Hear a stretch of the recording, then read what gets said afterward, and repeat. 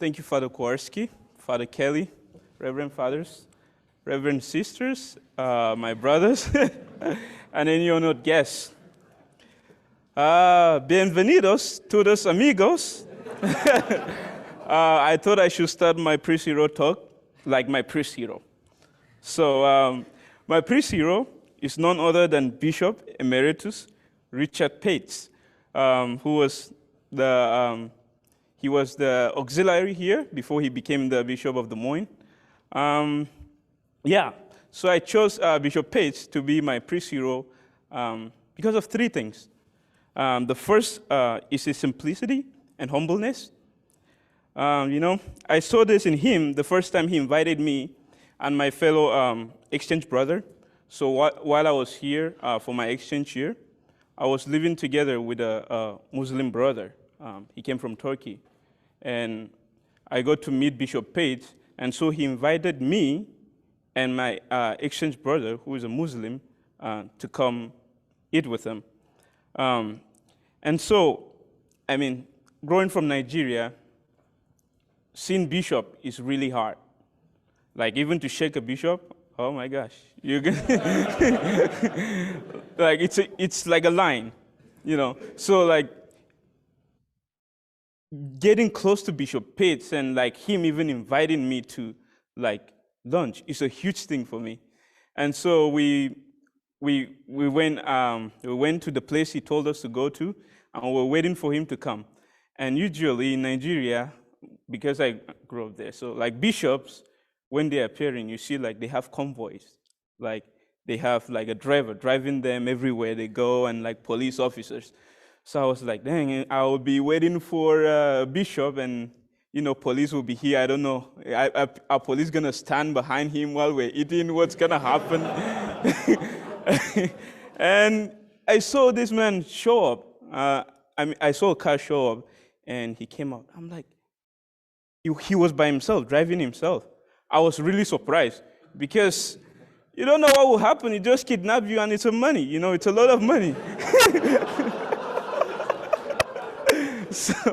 But yeah, Bishop Pates came, and I was really surprised. Like, I was really shocked. But it also kind of struck me like, wow, he's actually like, it's not like he's a bishop only, but he also realizes that he's a priest. Like, there's this simplicity and humbleness about him. Like bishops in Nigeria are treated like princes. You don't really get to interact with them or know them as much. So, that really like create I would say like a mark, and really attracted me to the priesthood that he had. And the other thing that kind of made me choose Bishop Pates as my priest hero is that he's very generous and loves people regardless of where they are from. Well, I'm a living testimony of that, as you can tell. When I arrived in the US during my exchange year, I met him at home, at my home parish, right? And after discussing with him about my priest, like I have had like this dream of becoming a priest, he took me into his arms and offered me advice about how to go about discerning for the priesthood. I told him that I was scared, but he told me it's nothing to worry about, that it's normal to feel scared or some resistance about the call. He even sent the vocation director, who was then Father Pins, to come to the smallest town in Iowa, which is diagonal. It's like 2 hours and 30 minutes away, to come talk to me.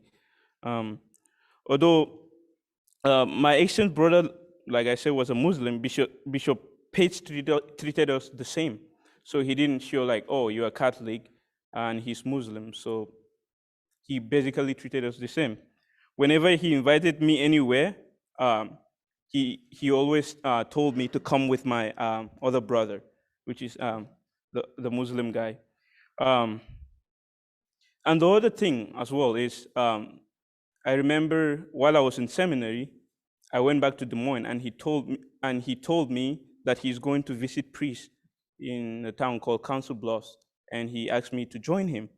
And I followed him. There was this priest who I think had cancer or something, like some kind of sickness. He couldn't talk, he couldn't eat, and Bishop Pate made out time to like drive about 3 hours to go visit this priest. And he took me with him, and it was really a powerful experience for me to see that. And driving all this far, he left all that he had to visit priests in a far distance, and that really created a mark in me. And I found my vocation to continue in seminary. More so, I remember visiting him last summer. Um, I met I met this priest from Africa, staying with him as well. I asked him about the priest, and he told me the priest is studying for his master's in Joliet. And so he invited the priest to come with him to Minnesota. The priest was from Mali, but in his country, education is a hard thing, especially for women or young girls. You guys might have heard that about like Africa. Um, the Catholic school in his country were also lacking a lot of resources. And so while studying, he was trying to find ways to improve the quality of education in his country, especially in the Catholic schools. I asked him, and he told me Bishop Page is helping him with raising funds, and they had already raised hundreds of thousands of dollars. The priest really seemed happy when I talked to him that he's about to achieve a big dream and help his community. And Bishop Page was the reason his dream started coming to fruition. He was appreciative and happy, and I could see that on his face. Although Bishop Page do not know this, kids that need quality, although Bishop Page do not know these kids that need quality education, so he doesn't know these children from Africa, but he was still willing to help even from across the seas. It shows the universality of the Catholic Church around the world, and that we should be our brothers' keepers as well. Lastly, the priesthood of Bishop Page is one of service. He has a fatherly heart, and just the joy I see on his face all the time is fascinating. He made me want that joy as well. After his retirement, he became the administrator of Juliet and Crookston in Minnesota. He made me, and you never hear him complain about workload or that he could not do it because he's retired. After retiring from Des Moines, he still took the job of being an administrator of Juliet and Crookston.